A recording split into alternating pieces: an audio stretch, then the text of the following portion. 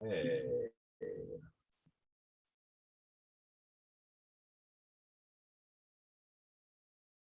All right. Hope all is going well out there. I'm just getting things set up on my side.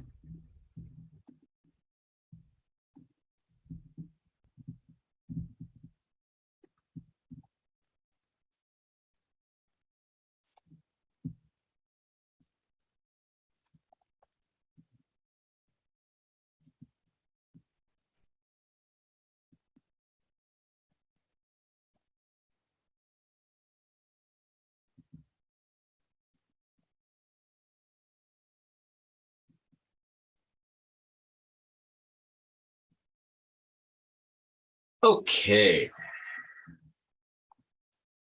What is going on, one and all? Akil Tengon here, hanging out a little bit.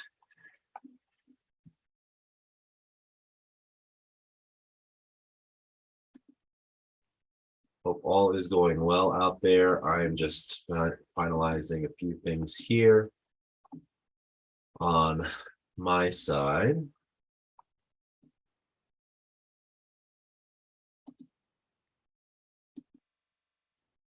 So getting used to all of this.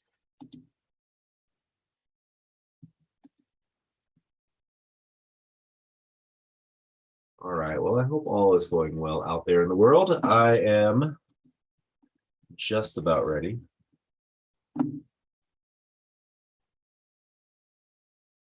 Okay. What is going on, world? Adepts and initiates. Hope all is going well out there. Kyola Tenkan, just kind of hanging out, doing my thing. It is a lovely Friday evening, and I am just kind of hanging out. I had a wonderful day today, out on tour, exploring the lovely island of Maui, and just hanging out, getting a little bit of a rest, making good on my commitment to post something every single day. I will admit, yesterday I was incredibly tired. My 10-hour tour went to 12, which in effect was a 14-hour day, and I got home and I just kind of passed out. So I acknowledge not posting yesterday and making good on my word.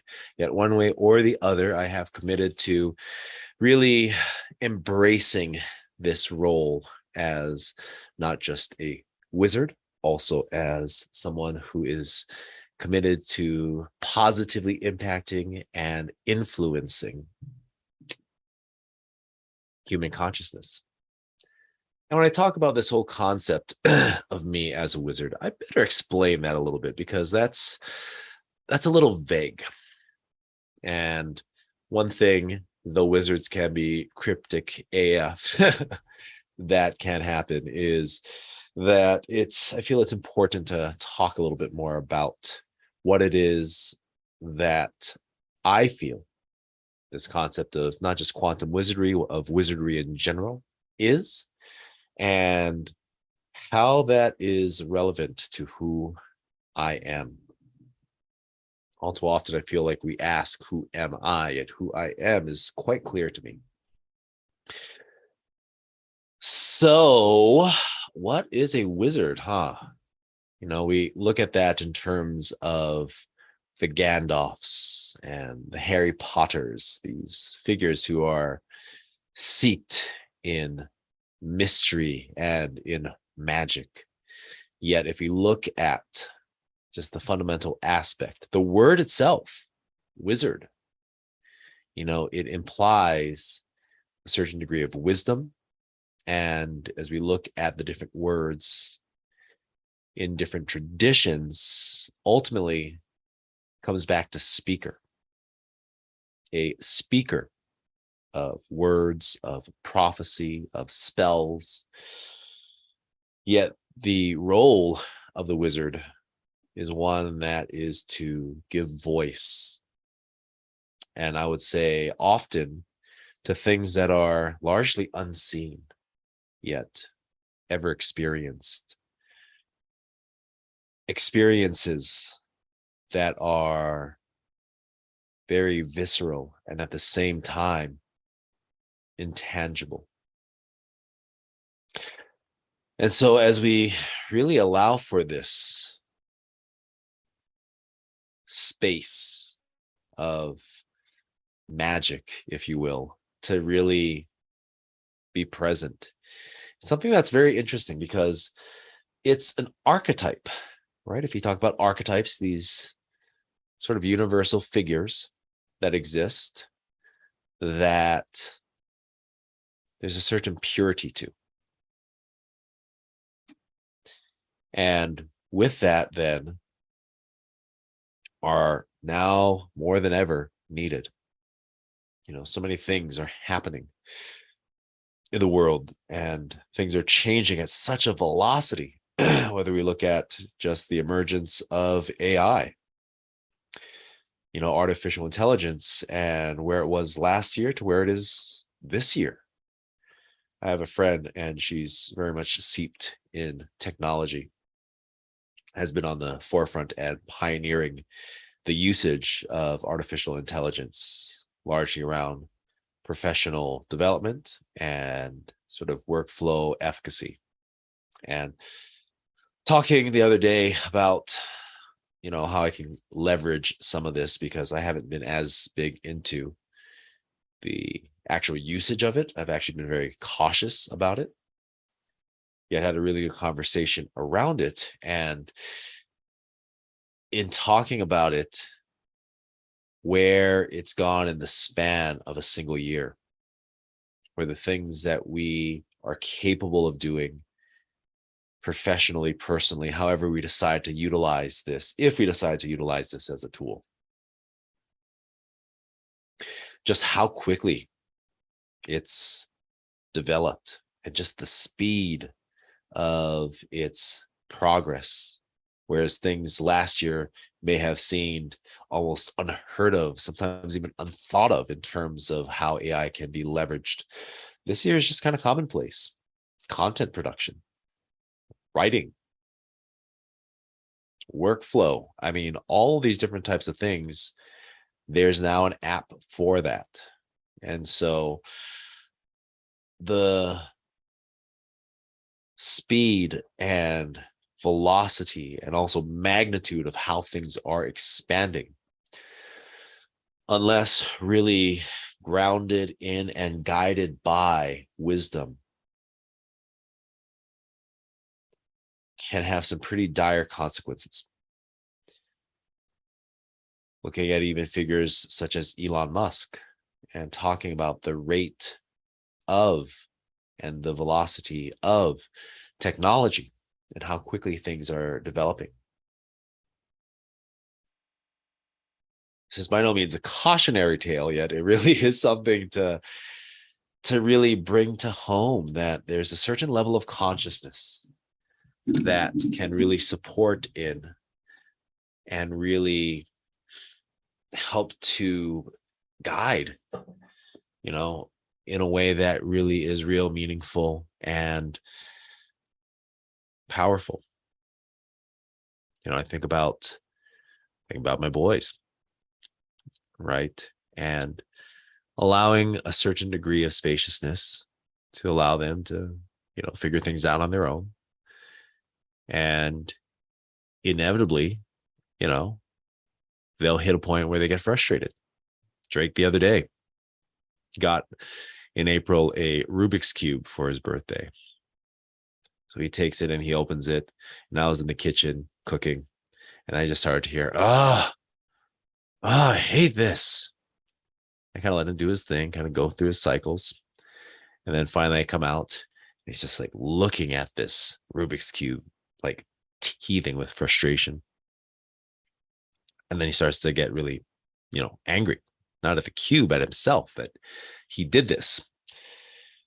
And so we slow down, we take a breath, and we talk about a few things,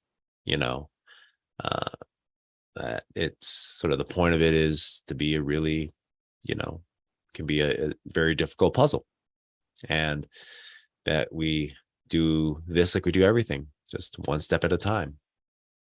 And we do the best to learn from it, And so he kind of took a breath and he put it down for a while and he walked away from it and came back then, the next day and worked on it a little bit until he started to get frustrated and, took a breath and realized after a little reminder on how it is that we do these things. And as we went through this whole process, right, I could have absolutely just let him figure it out, been completely hands off, and go through his arcs and his spirals. And at the same time, just being able to remind him to slow things down and to be able to refocus and to guide him without telling him what to do, yet providing information and letting him make his own decisions was important because there's wisdom in that. I could see him getting frustrated. I could feel him getting angry. And as it built up, at least with his pattern, it could have resulted in, I'm not going to say it could have resulted in him spiraling down a tunnel of self-blame, getting angry for his own, as he saw it, shortcomings, and to ultimately not be able to really enjoy nor connect with how this could be something that's actually useful. And so I guided him. I gave him some feedback. I provided a perspective that allowed him to move forward differently. Now, without that, who knows? However, with that, he was able to shift. And that's important as we talk about this whole concept of a wizard, an archetype, a speaker, someone who is here to express certain perspective, to be able to see things from a different viewpoint, and to be able to communicate in a way that brings word and articulates wisdom. It's kind of a long-winded way to say that I speak. One of the things about archetypes is that there are corresponding chakras. So as we talk about the 7 primary, of which there are 15, 7 primary chakras. Well, there's actually even more than that, but let's just say that for now. There are correspondences to all of them. Archetypes of the king, for example, an extension of will and also wisdom, ideally. The archetype of the warrior, right? Willpower and energy. The archetype of the farmer, these different figures, timeless as they are universal, are characters in this universal story that we're all a part of. And so as we look at that, then with the wizard, that's a part of it, is to speak, to express, and to share. And in doing so, ultimately, like anything, there can be positive and more negative consequences to that. For me personally, I especially feel that I'm here to speak on the part of that which is unseen yet to be known, the aspects of divinity, the intelligence of consciousness, and to be able to do so in a way that, it's not so cryptic, not so mysterious, to be something that is more relatable, something that people can connect with. And as I embody this, got like a robe, right? Hat thing going on. That's not a wizard, then I don't know what the hell is. Einstein smoking, magical herb into the universe. I mean, and it just kind of happens. However, there is, as often is the case, a cycle. Things are turning right now, and we're coming back into a place where these archetypes are not just relevant, they're needed. Whether we're talking about the archetype of the sage or we're talking about the archetype of the child, or if we're talking about the archetype of the queen, whatever it is that we are most here to embody. And there's not a single thing that only a single thing that we're here to embody, yet the thing that we are most here to embody matters, meaning that it comes into form and it then materializes. And as it does, we are open channels. We are vessels that allow this figure, this energy, this frequency to occupy time and space. And as it does, as we clear away, and as I've talked about before in terms of that concept of this awakening, moving along the spectrum of ego, the identity we've developed to survive in this world, largely based upon external reference points and circumstances, and essence, the quiet witness and intelligence, the truth of who we are. As we slide on this spectrum of identity, if you will, in our essence,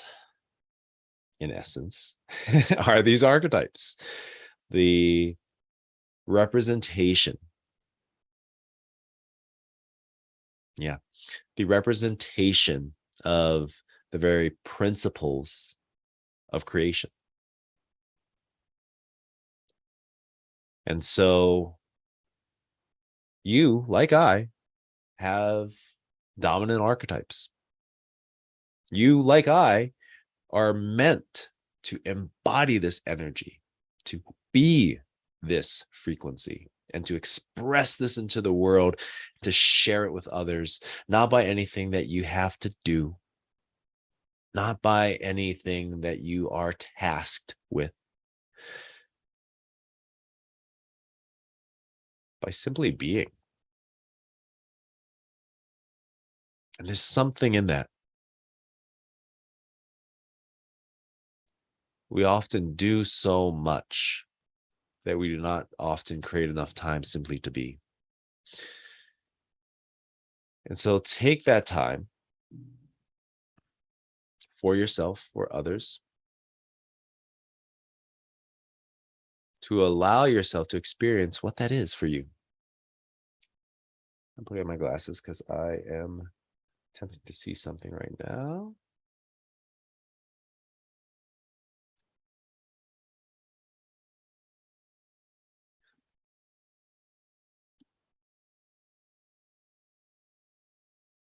Okay, I'm just checking on my computer right now and seeing what is what.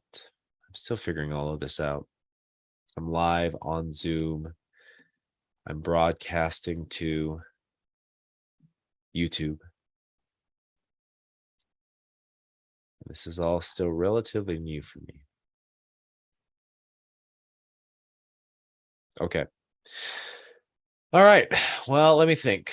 Let me feel, rather. Let me be.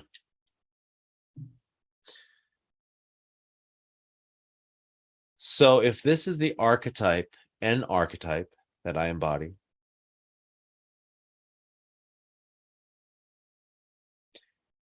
how this is relevant in my life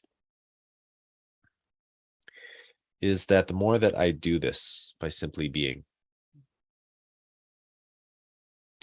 this energy is expressed into the world, absolutely in my world, as well as into the world at large.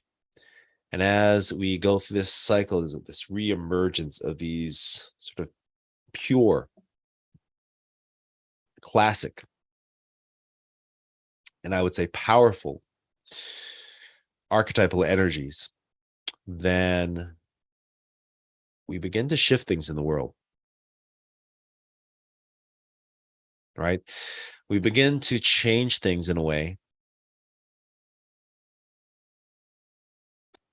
to really begin to lead the way in a new way of being.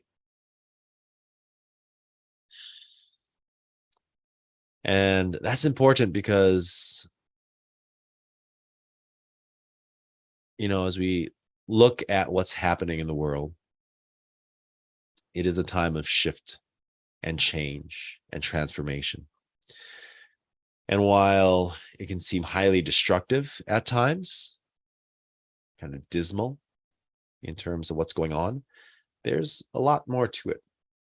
We're going through a pivotal point in the history of humanity that will change, alter, and move the very trajectory of humanity. No biggie, right? Yet what it means for all of us is that at the other end of this, things are going to be different.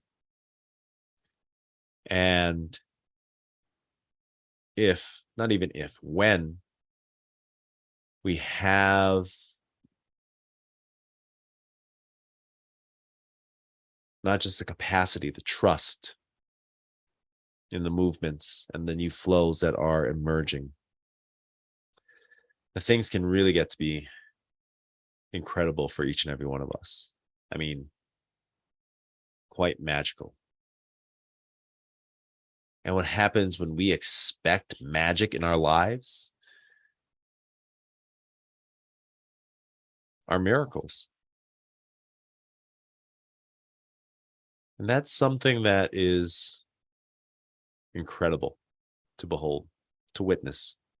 Today, I was doing a tour. It's called a spirit quest. And so I was taking this father and his daughter out into the elements from Makai down at the ocean. We began at the ocean, feet in the water, opening with a chant and a pule, a prayer. And then we drove through the west side, talking about the history of Hawaii, not just Lahaina, of the entirety of the Hawaiian kingdom, the heritage shared by the Polynesian people, and just how tremendous that is.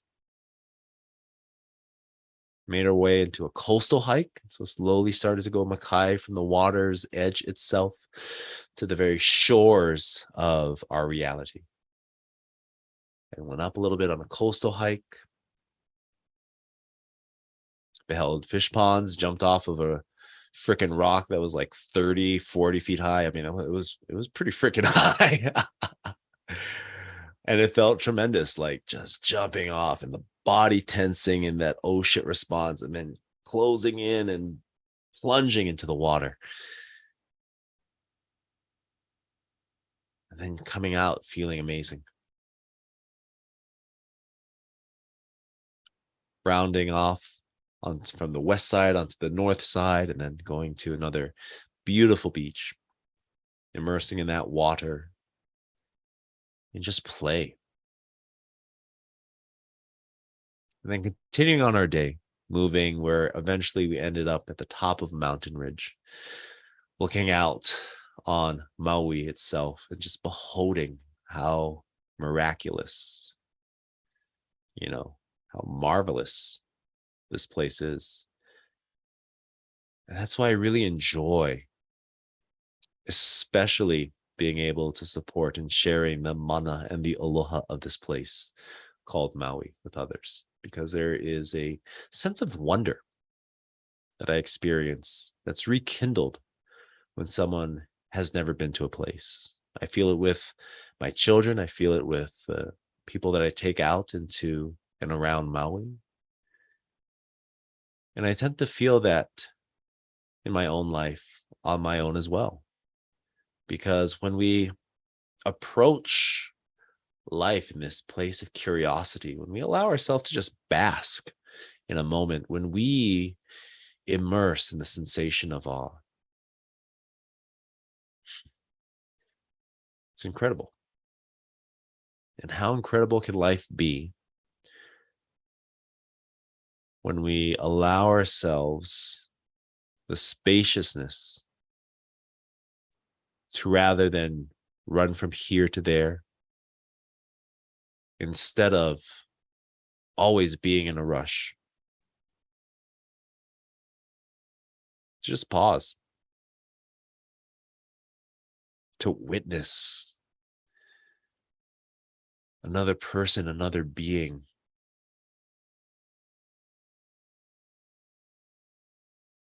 to observe and just acknowledge ourselves.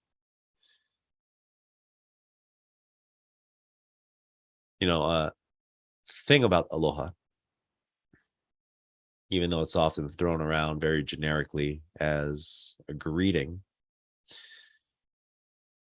is that there's layers to it, as there are to every word in Olelo Hawaii, the Hawaiian language. If you look at the word aloha, alo is and represents the spiritual presence, the divinity that each of us, every one of us have. In ha, the very vitalizing force of creation, our breath. And so when we look at these alo, that pure spiritual presence in ha, in each and every breath, we're talking about a certain embodiment. We're talking about how is it that we can allow the depth and breadth of our divinity to be experienced, circulated through within our very breathing. I mean, that's just like, wow. And so when we talk about this, it's an important distinction because we come back to more or less what we've been talking about so far. Well, I've been talking about so far, which is these archetypal energies, what some may call our genius, and how it is experienced through each and every one of us in our own self-expression. It's a really magical time, everyone.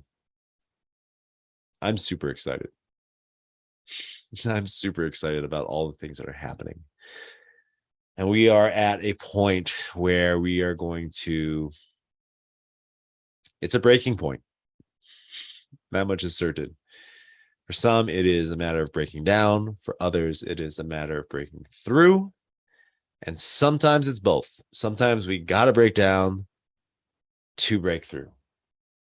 Because very much like passing through the speed of sound, right? And so there was a whole story behind that, where in the attempt to break the speed of sound, there were these test flights that were being flown, and then we get to a point where the test and experimental jets were flying, and they're getting to that point, and it would start to wobble, right? It would get to that point, that threshold of the speed of sound, and it would start to wobble, right? And so the natural human reaction is, oh crap. And so the pilots would pull back. Now, what would happen when it started to wobble and it started to pull back is it pull back and these jets would explode, right? We would burst. And then there was a pilot who got to that point, started to wobble even more violently, and just kind of said, fuck it. If I'm going to go, I'm going to go to blaze glory. And instead of pulling back, pushed through. Now, what do you think happened? What do you think happens when you get to that threshold, a breaking point, and instead of backing off, we push through? Well, I'll answer that for you because I'm kind of talking to myself. So you got to pass through, and then all of a sudden, it entered into this place of silence. Instantaneously, that threshold was surpassed, and it went into a place of stillness, smoothness. All of a sudden, all of that resistance, all of that energy, all of that pressure that built up dissipated in an instant. And in that moment, the speed of sound was broken. Except we're not talking about the speed of sound. We're talking about ourselves. We're not talking about a jet. We're talking about our own being. That threshold that we're passing is that ego, identity. And we will resist the fuck out of breaking through that if that fear that we hold, that list of what ifs,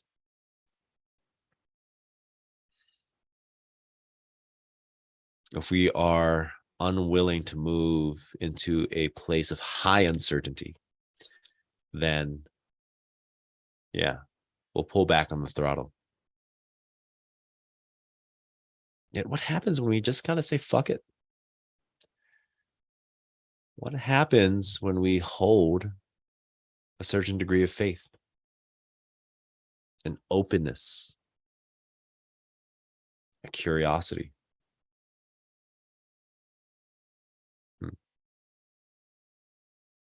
Amazing things. On the other side, just on the other side of whatever it is that you might be experiencing that seems dire,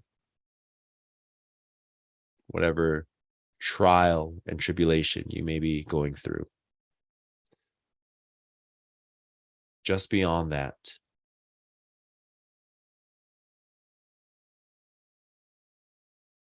just past what triggers all that fear and all that uncertainty and all that anxiety, something magical.